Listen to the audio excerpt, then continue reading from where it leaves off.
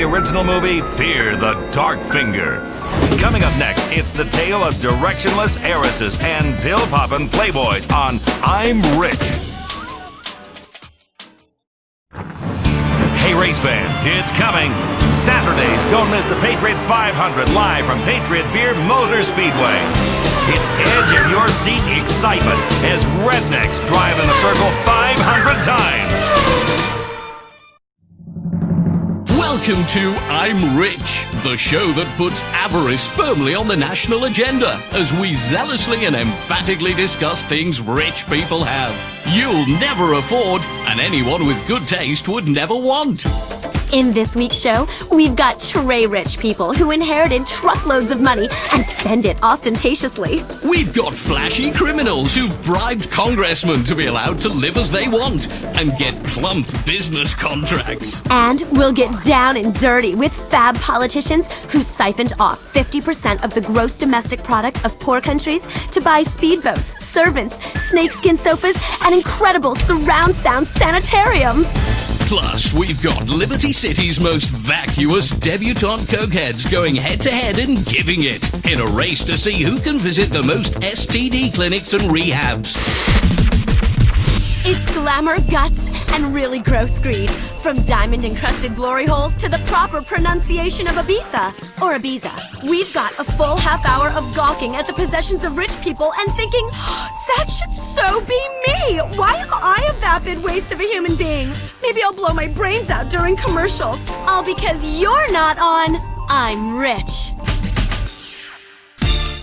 First up, Chloe Parker. If you don't know who she is, you're a pop culture retard, and that's deadly serious. This 24-year-old sometime felcher, an heiress to a magnostronomosity of a fortune to the tune of $950 billion.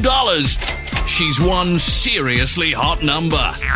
She's got fake tits stuffed with rubies as well. It's luxury plastic surgery taken to a whole new level. Now, to fill up time, a person is going to repeat what I just said in a different way while we watch the same footage again. Chloe Parker is 24 years old and really hot. She's worth a lot of money and is totally vapid. She's had a lot of plastic surgery, but otherwise is devoid of meaning. She's rich. She's got it all, and money is everything. She has a daddy, money, and one of those tiny little dogs that rich people keep in their vagina. I want one of those so badly. Woof woof. So you think your daddy is nice? Chloe Parker went from tycoon tot to tycoon twat. She lived in this mega mansion her daddy bought for her after her first period. And when Pop is back in Colombia managing the family's produce importing company, she's out in the Caraways. Fantabulous. Party in Paris and finger blast in Florence. Her amazing mansion has an underwater home theater with midget mermaids, jumbo jet garages, and a 600-foot yacht that costs $3 million a day just to run. Her penthouse in Algonquin's exclusive Middle Park East District is a little palace in the sky, complete with a moat and drawbridge, torture dungeon, and servants with scurvy, all on the 55th floor. This is real estate the rest of us can only watch on television and masturbate over. I'm masturbating right now, furiously. Now, Chloe is best friends with Jill von Krastenberg. This enfant terrible has been ruling Liberty City's nightlife for the past 2 years, since her 11th birthday.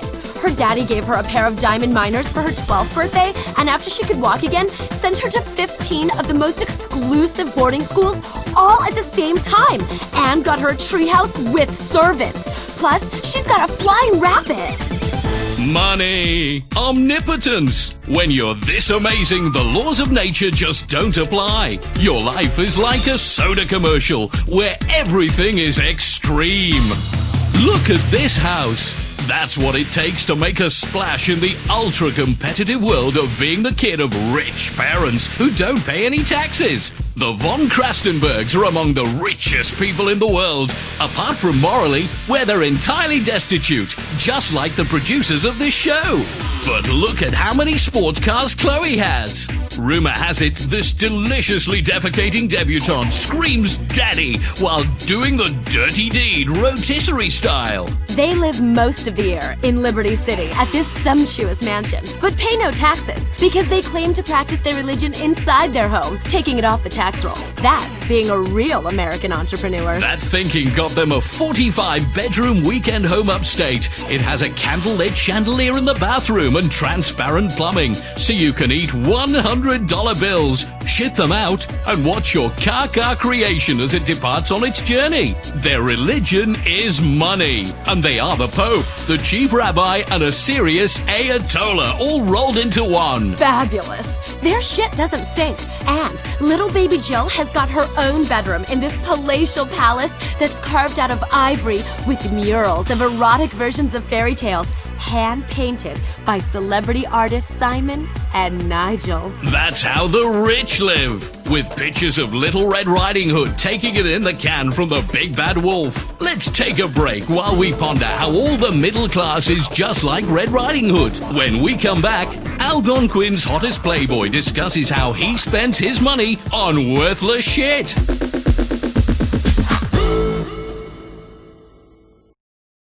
Last night I think I shit the bed. Got so drunk I gave a dude head. Life is just a merciful blur when you pop a pisswasser. Pisswasser, don't drink it slow. 3 a.m. buy some blow. Sleep in the bathroom on the floor. What really matters anymore? All the crap you do all day, who fucking cares? Anyway, Pisswasser, this is beer. Drive drunk off of beer. Pisswasser, drink all day. It helps your troubles go away, yeah. Pisswasser, cheap German lager for export only. Next week, don't miss the CNT reality show Conjoined Twins, a hot night out. This is CNT. Welcome back to I'm Rich, the show about rich people that has the production values of a local cable access show. That's because we have to churn this shit out en masse. Luckily, people are stupid enough to watch it. Speaking of churning it out or bopping your baloney on the face of humanity, here's another vacuous rich person we're going to promote for reasons that are entirely beyond anyone's understanding. It's top Algonquin playboy, Tony McTony. TMT is like TNT. This fast-living, fast-fused, but vertically challenged bachelor and Internet 2.0 millionaire has agreed to talk to us about what being rich is all about to him. Since I became really rich, my life is incredible. I got a place with a glass floor, so I can take it up some skirts with a special camera, and a glass elevator that got a glass jacuzzi in it, and I ride up and down for hours. You know what? I'm gonna rub your nose in it. I gone from nerd to hot, quicker than you could say $750 million in stock ops. Tony's place in Los Santos is legendary. Tony may only be 5 foot tall, but what he lacks in stature, he more than makes up for in sports cars. Why have one luxury Italian Infernus sports car when you can have 2? And why have 2 when you can have 15? All exactly the same. Each one has monogrammed seats with the special Tony McTony logo. Since I became rich, I realized I needed a logo. So I got the best logo designer to make me one. It cost $15 million just to have it created. The silk thread was shit out by a Trappist monk. It's the yellow M done in an arch on a red background. You've never seen anything like it, people. My towels, my condoms, my gold rim jobs, all of it with the Tony McTony logo. Bitches loving niche. Tony also hires women to sit cross-legged and topless in leather pants in bird cages hung from his ceiling, and they meditate so people really realize just how rich he is. Now I get laid all of the time, which is great because I was a virgin up until about 6 months ago. Tony spends his weekends powerboating up the Humboldt alongside Algonquin, while he gets his special platform shoes hand-built by Eskimos out of Moon Rock. He likes to get back at the kids who beat him up in school by buying the companies where they're employed and sacking them. Hey, I'm not bitter. I'm just a tiny guy with a lot of cash. Next up, we've got Alfonso Vasquez. This guy's rich, and he's got a seriously hot daughter that he's gotta have trouble keeping his hands off of. And wow, is his wife a bitch? She took half his money, just like a slut will. But that half, he doesn't even need, because money rolls in so fast, he has snow shovels to pick it up. Alfonso keeps his daughter January Natasha Vasquez dripping in diamonds. She says she's even got her labia beautifully baroqued with an enormous 7-carat stone. She's a role model and knows it, showing girls exactly where their vaginas can take them if they try hard enough. But being this wealthy totally has a downside though. See, she's terrified of trees and afraid that elves will abduct her and have their way with her. And she's never even had to learn to read or chew. It's so awesome. In her world, nothing is impossible except humility and basic spelling, especially when a manservant chews your food and spits it into your mouth. Private jets, fleets of $300,000 sports cars, waterfall waterbeds, plus they've got a plasma TV in the toilet bowl to watch your favorite shows while you're making yourself throw up an $800 meal. That's what being rich is all about. It doesn't get any better than this. If heaven exists, it won't be this good. Coming up next, boats, yachts, and twats. It's the decadence that you dream of, and it's only on I'm Rich. This is CNT. My name is Stephanie Pearson. I tried dating, but it mostly ended in me just getting desperate and blowing homeless guys. Then I met Nathan on LoveMeet.net. We totally hit it off. Then he slit my throat and killed himself. Now we'll be together forever. Thanks, LoveMeet. Meet the man, woman, or beast of your dreams. Meeting someone is as easy as logging on, paying for a lifetime subscription, and receiving emails from the worst dregs of society you always feared were out there. LoveMeet.net. Welcome back to I'm Rich. In this section, we've got an in-depth investigation into corruption and scandal in the charity industry, alongside a report from the front line of poverty in our own country and how bent politicians are wasting the money you give them. Only joking. Who cares about tales of woe when we've got tales of wow? We're going to talk about wealthy people like they are in any way interesting. And we'll point out how pathetic your life is because you don't have emerald-encrusted toilet paper or a pet dragon that shits pizza. That's amore. Speaking of shit. Liberty City has taken decadence to a whole new level recently, officially becoming the world's capital of stupid money when 5 generations of inbreeding created a wasp icon so drunk with fame and wealth he doesn't even know his own name. Lyle Cleethorpe V's ancestors made their fortune selling tobacco and slaves, both of which are good. But the Emancipation Proclamation didn't get his family down. They import all their labor from Mexico for pennies, making him mega ultra party time rich. He spends his time sleeping with models whose shoulder blades could cut paper, holding court at the fanciest clubs in town, such as the legendary celeb hangout Maisonette 9. And driving sports bikes while high on drugs. It's the American dream. He's talentless, pointless, and tedious. And we're talking about him because advertisers will pay for spots on this show. Let's think about that for a second. There. A quick reflection is good. Now, let's get on with our lives. Stay jealous, people. I know I will. It's the decadence that you dream of. And it's only on I'm Rich. I'm Rich is brought to you by Crapia, budget lifestyle solutions made from particle board. Rimmer's sunglasses, sight for sore eyes. Al Dente's, all the Mamma Mia you can eat. Trackify Wireless, keep tabs on the ones you love. Big Log Cereal, who doesn't love big logs in the morning? Wife Beater Gin, the way to relax when you want her to shut the fuck up and let you watch TV. Bean Machine Coffee. Chihuahua hot dogs. Try beating our meat. Promotional consideration and advertising breaks brought to you by Adios Air. Say your goodbyes. Lax to the max. Get flowing again.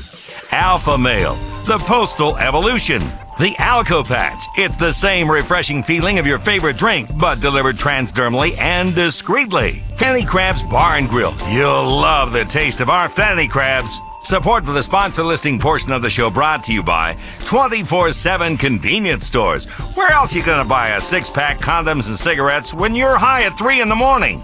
Burger Shot. Kill your hunger. It's bleedin' tasty. Nochi, because Italians are known for their watches. Rusty Brown's Ring Donuts. Max Renda Cosmetics, and Wigwam Burger. No need for reservations. Closed captioning for the hearing impaired brought to you by Pirate Music Stores, who invite you to hear the future of music, and Tinkle Wireless. Tinkle everywhere. Tinkle in your ear. And Eugenics Incorporated. Call Eugenics Incorporated, where morality is none of our business.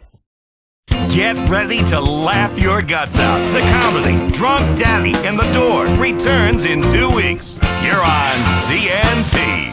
Do you ever fucking go to bed? Think that'll get into her pants? No way. You need something classy. Super classy. Super Classy Touch Limo. Prestige can be purchased and even rented by the hour. Feel like a player or a rich executive who just got a bonus for laying off 10,000 employees. Get exotic. Our limos feature hot tubs, pool tables, pizza ovens, leopard skin, firing ranges, flat surfaces for laying out rails, and jungle swings, all on wheels. Super classy. Nail that prom date, personal assistant, or grieving widow in style. Contact Super Classy Touch Limo today. You're on CNT, the best in comedy, news, drama, and paid programming. Up next, don't miss a chance to find the knife of your dreams on the serrated edge. You're watching CNT. Stopping global warming has finally gotten cool.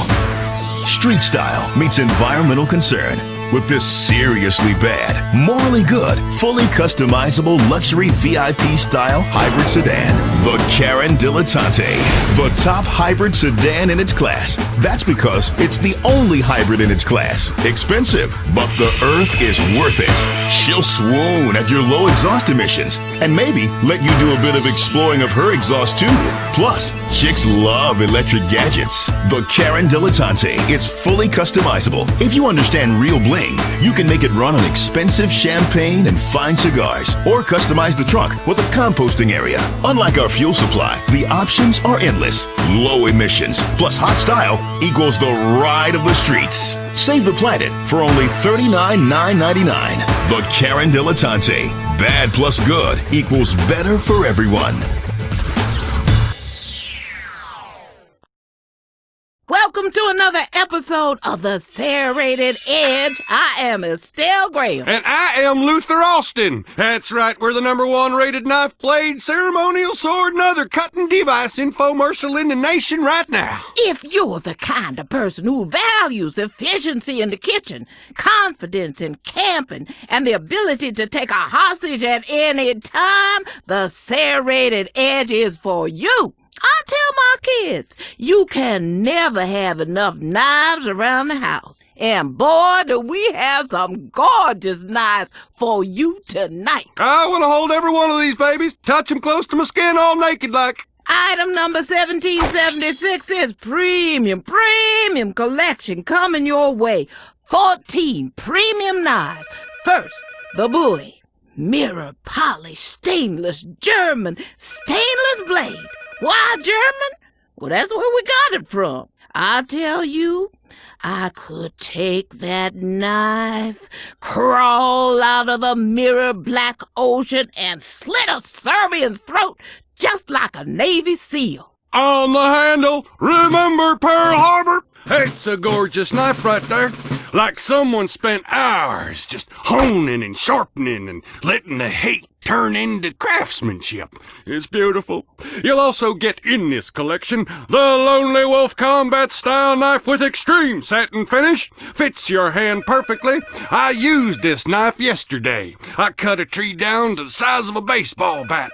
This is one of my personal favorites. The more I use it, the more I want to find stuff to cut. Usually I start with my arm. Little cuts. Try and forget. Easy, Luther. But we can't forget this set is an $8,000 value. Now, you get the entire set under $100 by a nickel, 99.95. You are an idiot if you don't order. Like an inbred baby, your head rolling around on your shoulders, tongue hanging out. Yeah, nobody likes an inbred baby. Real pain to get rid of. On the line, we have Kevin. Hey guys, I love the show. Hey, Kevin, did you pick up this set yet? I sure did. I'm going to give the commando knife to my daughter.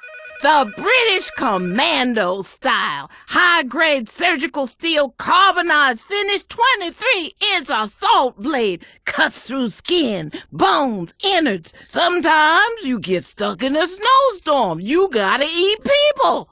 This knife is like an emergency survival kit. Being prepared is the name of the game, especially when the terrorists show up. You know, that knife, it just screams freedom. I love the saw on the back. That's a really nice feature. One time I got pinned under a car, and I had to save myself by sawing off a limb. I don't miss it at all. I love cutting things. And it's laser etched. We will etch your name on there. Patty Sue, Bobby Joe, Shit Dick, whatever you want. There you go. Estelle, you've gone truly crazy with this set. I'm gonna cut somebody. 1 minute left. I will not be coming back to this set. Someone else is gonna get your knives, and you might meet them in an alley someday. Stick you in the gut, your innards all over the street. Scream out my name. Damn you, Estelle. You was right. I should have bought that set. And it will echo across the city, and a flock of birds will scatter toward the brooding sky, and little girls will cry. I can't see how you could pass this set up. I can't fathom it. Don't be an idiot. Okay. This knife here's a half Whittler Extreme. You can sharpen a stick, hide up in the trees, wait for something to come by, jump down and stick it in his throat. Grab him squarely by the gonads, look him in the eyes, say, it's your last day on earth, son. Prepare to meet your maker. Tell him Estelle sent you. Wow! You also get the trapper knife, great for field dressing a sea otter or a cheetah. Or you could slightly slip it in. Somebody answer the goddamn phone. What the hell you doing back there? I'm gonna cut somebody. This one here, the Tanto blade, good for heavy-duty stabbing cuts. You can hide it in your boot. That's right. Your captors got you holed up in a Mexican prison. You say, hey, amigo, can I get a cigarette? He says. See, and then you say, I gotta tie my boot, and then you come up and stab a fool in the neck and watch the lifeblood drain out of him in horrified surprise. You can't pass up this collection. 14 knives, carry several at once. Time is a-running out. Let's go over here. We're gonna go over to the sword collection. Item 1863, 19 swords, first a double katana, similar to what you see in a movie. This is a genuine reproduction samurai sword. Steel blades. You carry these on your back to sporting events or dates. It's about being a warrior. 6th century Japan. Magistrate comes through for the taxes. You whip this shit out and say, take that, you Mongol son of a bitch. 10 swords, our most incredible sword deal of all time. This is a historical moment, not a sales pitch. You are making an investment in your family's future. Order now. It is a well-known fact that among successful millionaires, that swords appreciate more in value than real estate or stocks. And you're going to receive 2 of these.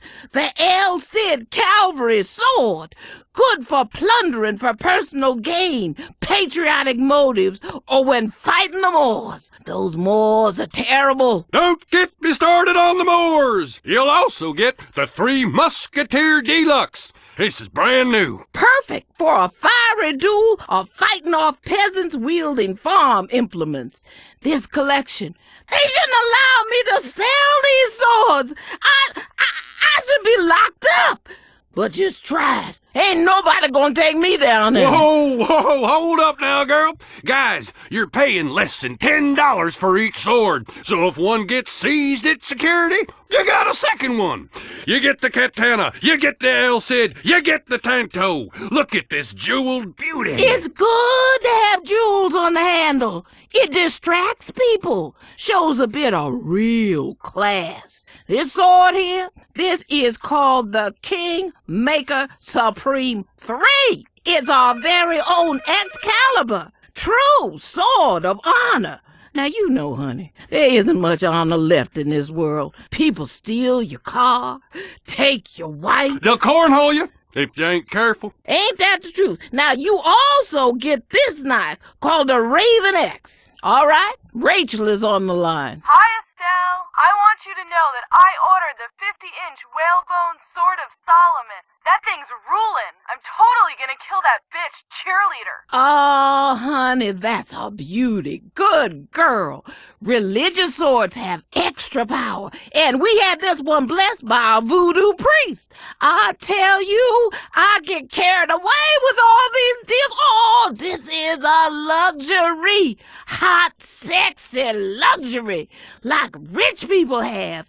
Incredible value. You can't buy people for this much money. And I've tried. Are you picking up the Kingdom of Heaven collection? I sure am. As soon as I get it, I'm terminating a pregnancy. If you find a better price anywhere on the 19-piece ornate ceremonial sword collection, I'll eat crow. You'll also get this. The Gladiator 9. It's the 9th iteration of the popular Gladius, inspired by ancient Roman orgies. Its short stabbing motions are excellent in close quarter combat. This is old ancient world style Damascus steel. There are 4 kings of the beast happily mating on the handle. Woo! Woo! Look at the eyes of the lion done in gold on the handle. That's the last thing people will see, and this is the last you'll see of this collection. $99.95. Order now, honey. 19 ceremonial and historical sword collection. Oh, Luther, they gonna get spoiled. How about this collection then? Item number 1812, over 250 knives! If you could buy it, this collection would be worth upwards of $3,000 on the black market. What are they going to receive, Estelle? Oh, look at this one. Push a button, bam! Knives open, cops dead.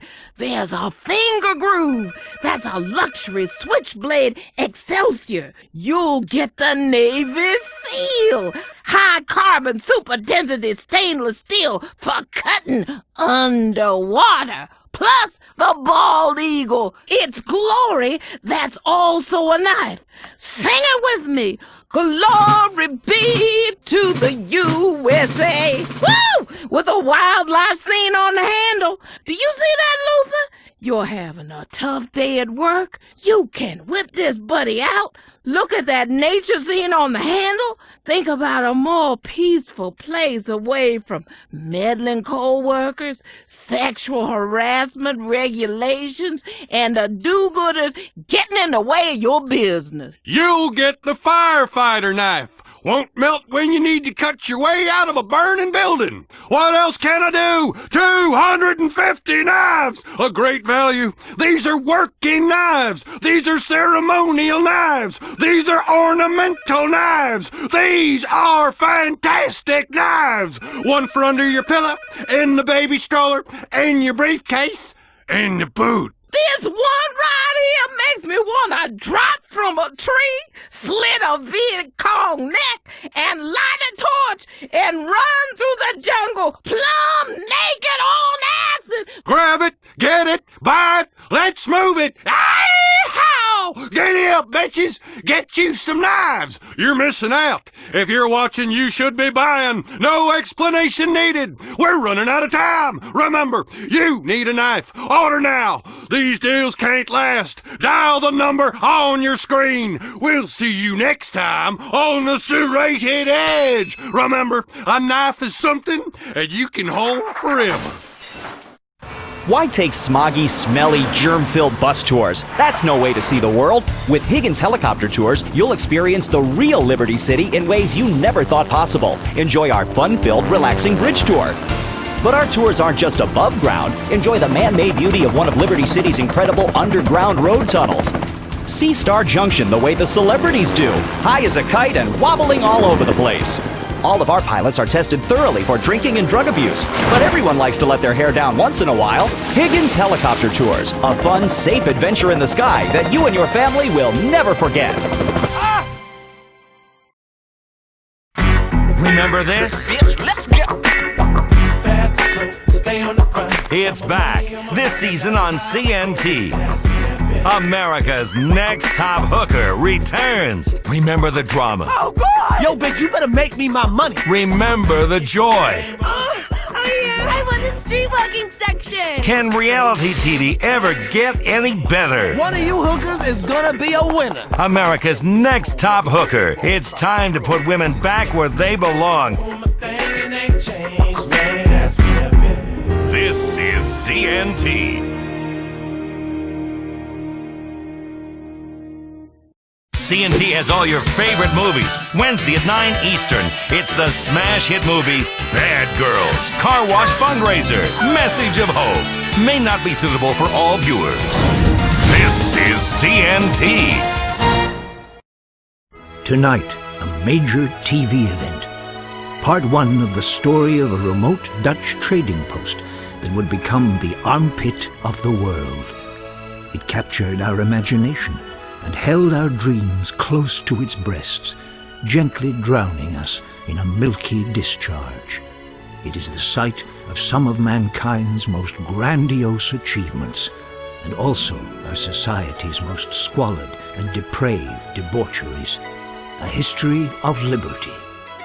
Major support for this documentary is brought to you by the Bank of Liberty and the Public Broadcasting Corporation, where our budget is cut every year to pay for more bombs. If you take a look at the microcosm that is Liberty City, millions of people, a collective consciousness but utterly alone in a crowd, a million souls crying out to be heard, piled on top of each other, like kittens in a bag, all wanting to kill each other or suck from society's teat. It is a city with so much history. It is the history of the modern world, particularly for people who can't use a map, and like sweeping generalizations, a history of decadence, a history of corruption, a history of liberty. On September 4th, 1609, Horatio Humboldt, an English explorer hired by the Dutch to find a new place to sell weed, steered his trusty ship into the mouth of a great river, the Humboldt, which he wrote in his log. It is a strange and fortuitous coincidence that lush future site of commerce coincidentally shares the same name as me, for the locals call it the Humboldt. Honestly. That being said, looking through contemporary journals, even then the Humboldt River was a polluted mess. The Chickasaw Indians would shit and piss right in the river. It wasn't safe to swim in.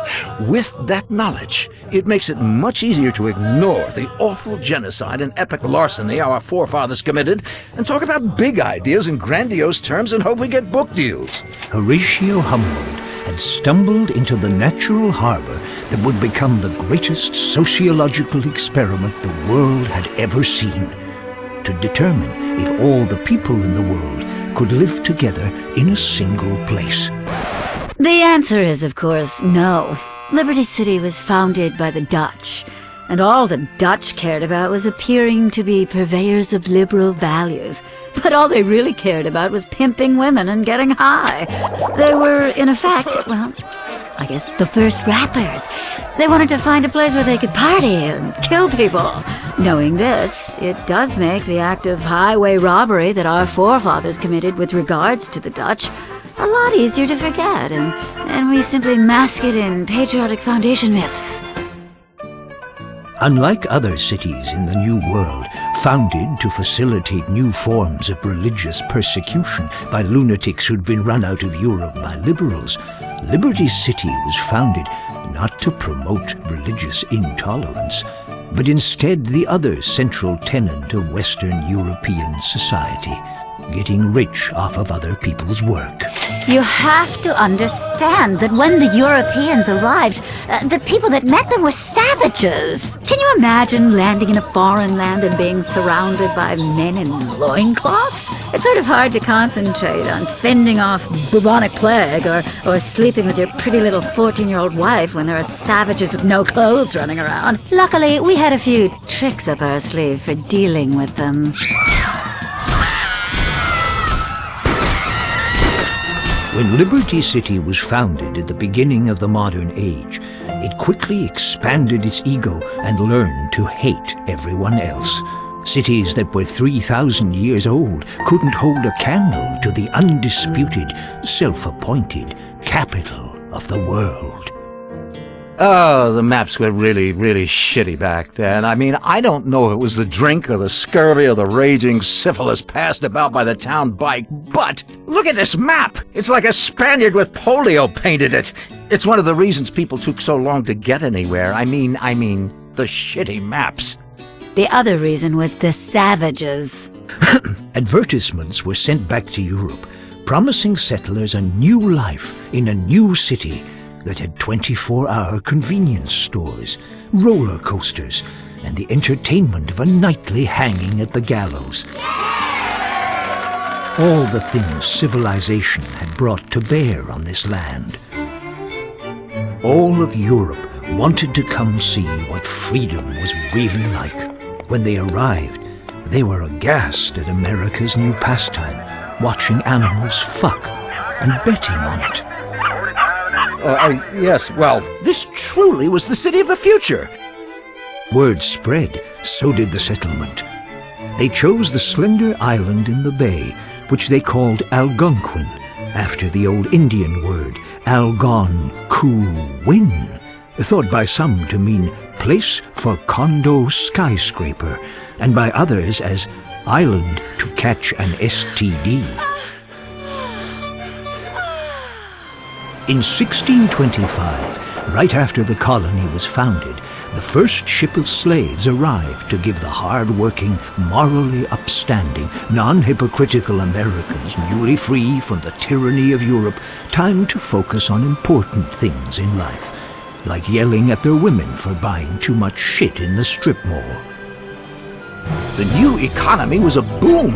It was very different from failed Jamestown, where a bunch of incest-loving cannibals consumed each other in an orgiastic fury of self-important nonsense, although the exact nature of the differences escapes me just at the moment. But regardless, Liberty City gave the white settlers plenty of time to focus on the important things, like getting laid.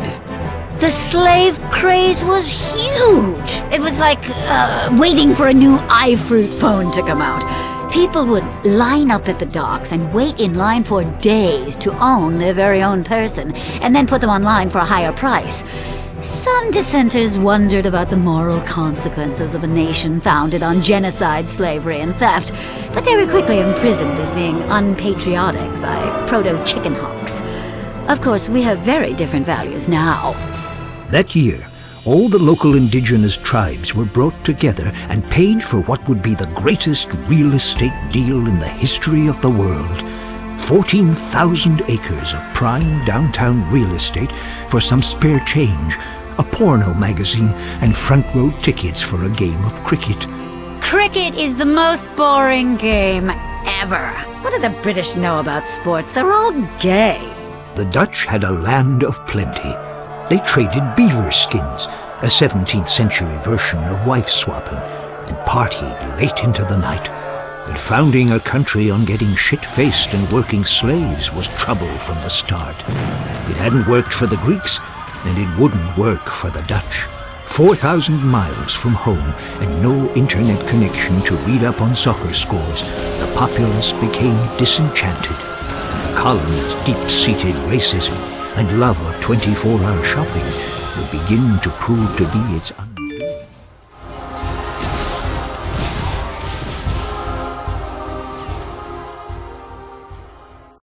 What happens when you take a whole chicken, pack it full of mashed potatoes, top it full of gravy, insert some corn, then deep fry it?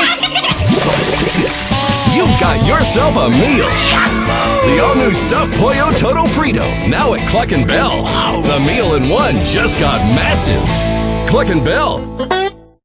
Liberty City! You don't need money to drive away at Sully's! How about the Farachi? Here's a fine racing machine for you. There's been a lot of special moments in this beauty. So special, there was an Amber Alert issued. They never found her, but it's yours for $7,999. Enjoy the power of the open road today. Oh boy, Sully's got a nice one for you here. The Emperor. Fast as hell. And the airbags have been successfully tested by the previous 3 owners. None of them are in the state to drive anymore, so the car is yours now for the low price of $12,999. Sully's has trucks too! The EXT! Nothing makes you feel manly like driving a truck covered in another man's blood. It's got dark upholstery that doesn't show stains. It's a forensics dream. We call it the Science of Crime Special. Only $10,499. Head down to Sully's Automart right now. These and other bargains are going fast. Remember, Sully says it's pre-owned. It's not used. Liberty City, a town on the edge. A town at the daybreak of dawn, a city at the gate of the universe, a city at the limit of metaphor, deep into the point where hyperbole becomes gibberish. The gateway to the new world was also a terrifying den of iniquity, and the campaign to clean up Liberty City and shut down the comatoriums began almost as soon as the city was founded. What most people don't know, but what I discovered through extensive reenactments, purely for research of course, was that in the comatoriums they used pig fat as lubrication, which in many ways is far superior to modern-day petroleum jelly. Another thing worth bearing in mind is that in the spring of 1647, the East India Trading Company hired a cross-dressing director general for New Rotterdam named Gloria Hole. He had lost his right leg in an unfortunate industrial accident while preaching the good word to some savages by, blowing them up with a cannon, which backfired. Puritanical and self-righteous, he had orders to return civility and productivity to the colony. Within weeks, he had banned drinking, smoking, fornicating with Indians, Texas Hold'em, missing church, anal beads, laughter, and imposed strict fines for male camel toe and whistling in public. It wasn't well received. The city was burned to the ground.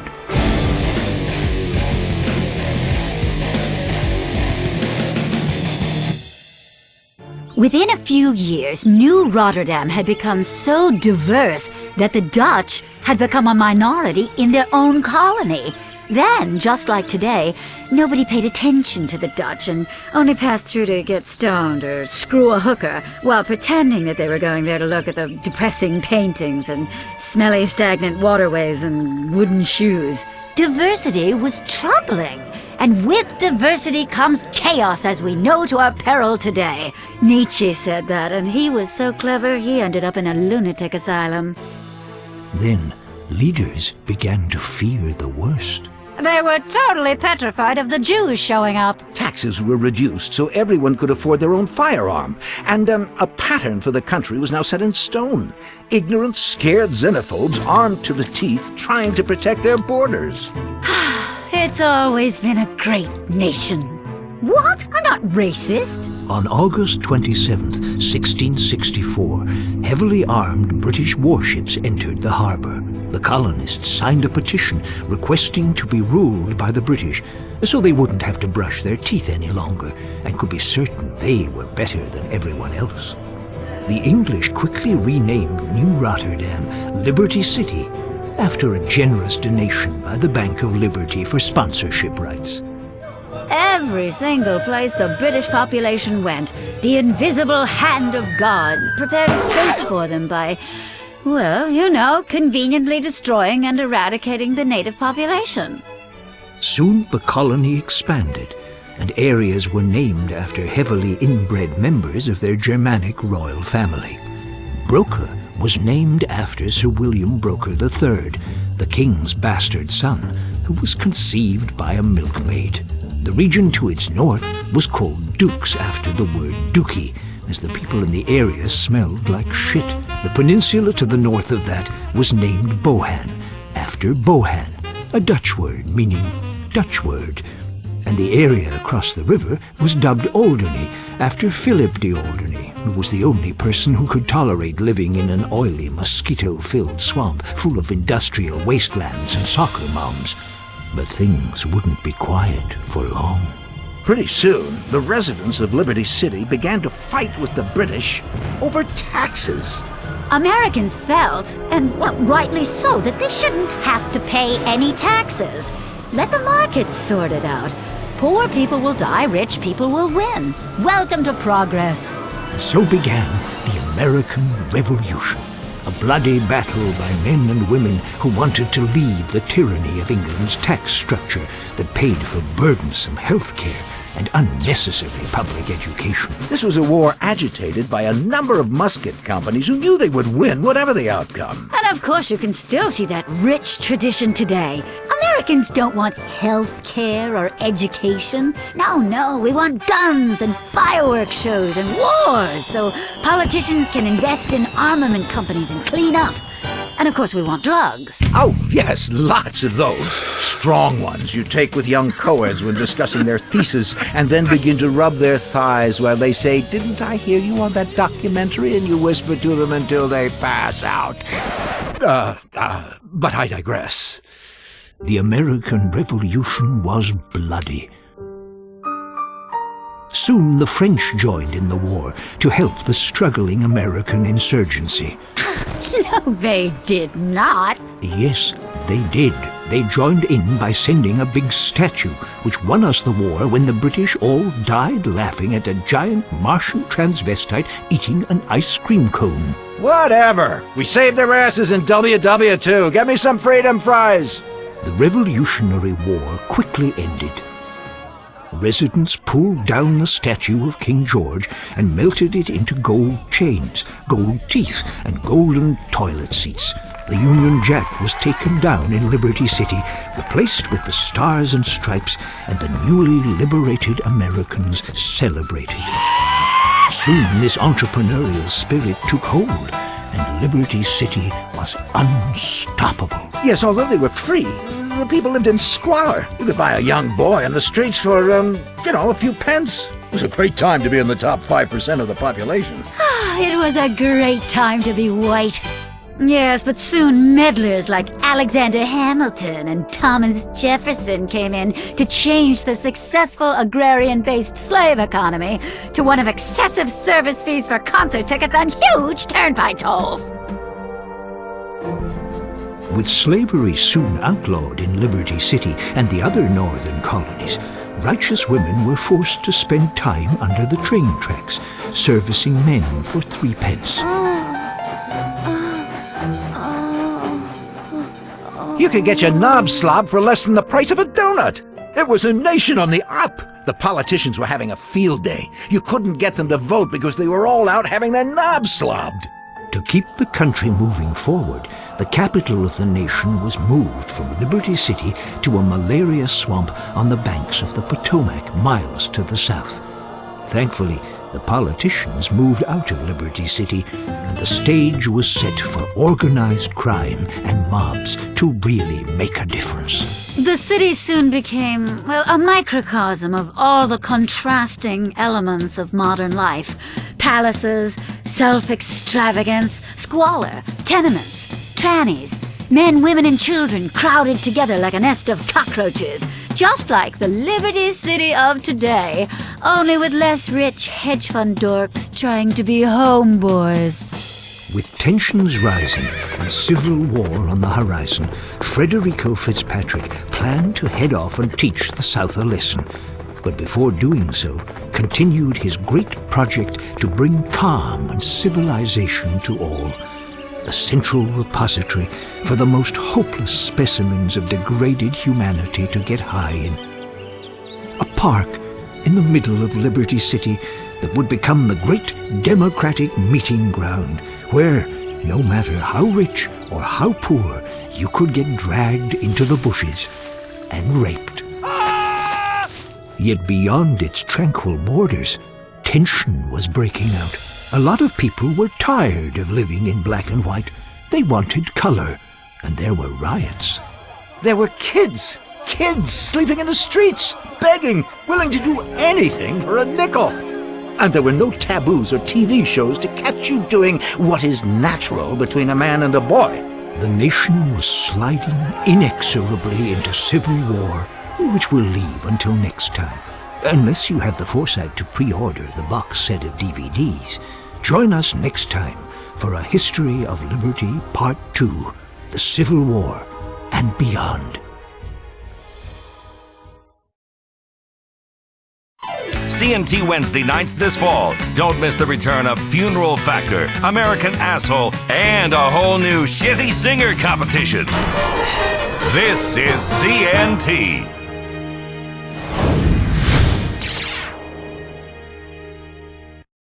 My name is Brian O'Toole. As a kid, I always wanted to make a difference in my community, and I didn't read so good. Most careers were closed to me. That's why I joined the LCPD. Now I'm on the front lines, helping tourists and fighting terrorists. I rifle through people's bags on the subway to protect freedom. I arrest protesters at political conventions for straying outside the free speech zone. We vigorously enforce the open container law and aggressively protect the environment. Maybe you love car chases just like on TV. Imagine being able to do that every day. I'm protecting freedom, whatever the cost. I'm a hero.